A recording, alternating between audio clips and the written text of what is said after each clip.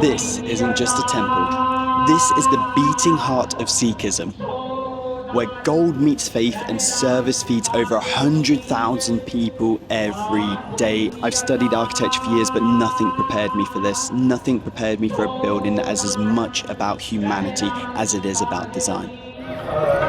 This is the Golden Temple.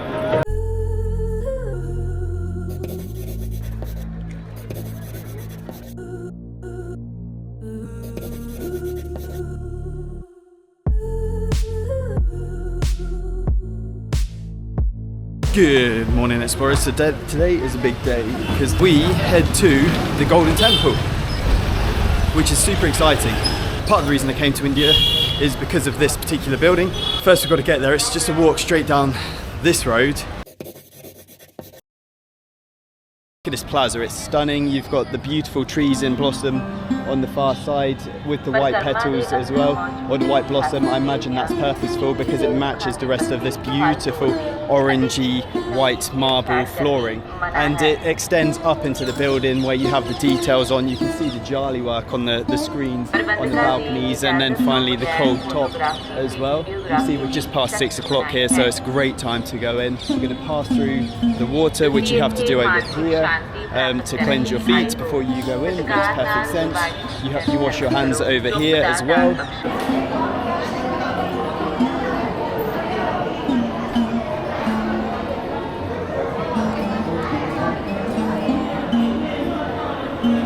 This is it, we're in.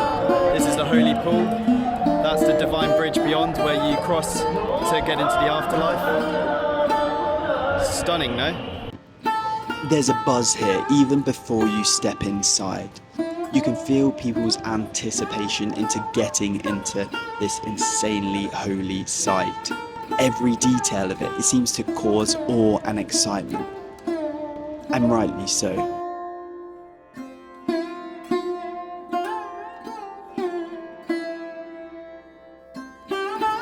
You leave your shoes behind, you wash your hands, and you step into another world. In 1577, Guru Ram Das started the excavation process of the tank that would become the heart of the Golden Temple. In 1604, it would be completed by Guru Arjan and open to all. Started as a vision 4 centuries ago. For Sikhs, this is the most holy place on earth. Millions come here every year to walk the path, pray, and to find peace. There are 4 entrances that take you into the Golden Temple, 1 on every side of the building, and this is to remove barriers and say everyone from no matter where is welcome here. And as you step down, there it is, in the center of the pool, the inner sanctum, perfectly reflecting on the water of the holy pool.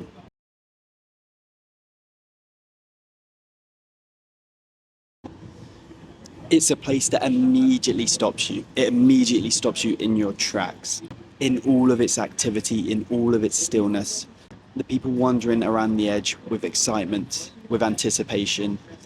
As a voyeur like me, with total curiosity and total admiration. The causeway bridge is to represent the path to the divine beyond.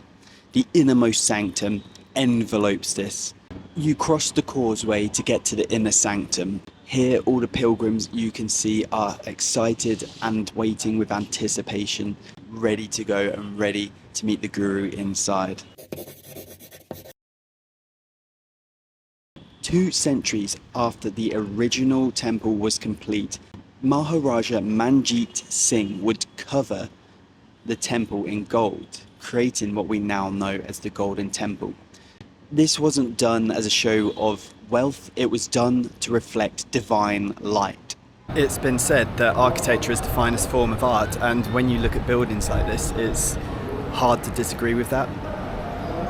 And even the soffits with tile inlays, the amount of time it would have taken to produce this as a piece of architecture and a piece of art, and a symbolic one.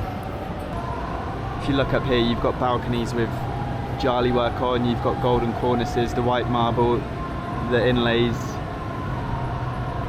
extremely beautiful. I don't think I've ever seen much like this in my life, actually. I got excited at the Red Fort about the level of detail of the marble inlays there, but it's another level again. It really is. Stripped of pictorial ideas of the human form, here everybody is included, everything is inclusive, even the architecture and the inlays that we see in these facades. How crazy is that? An idea that even a building's facades can be inclusive. That is extraordinary.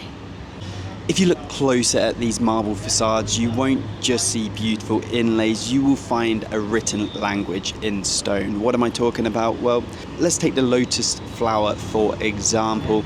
It actually represents the idea of being divine and pure. It grows from mud and becomes a beautiful flower. The endless vines speak of growth and continuity, just as the Sikh faith has blossomed for centuries before it and continues to do so. The borders repeat without end, echoing the unity and infinity of God. The incredible thing about this building is every day it feeds up to 100,000 people, regardless of background or who you are. It treats you as an equal. I was handed a tray and the person literally said to me, "Welcome to the Golden Temple. I hope you enjoy the food here." We rised up through the staircase to sit down in a long line of people. Everyone sat cross-legged on the floor, all being served food and water. All these meals are vegetarian and all prepared by volunteers in an act called Sewa, a selfless act of volunteering for a greater cause.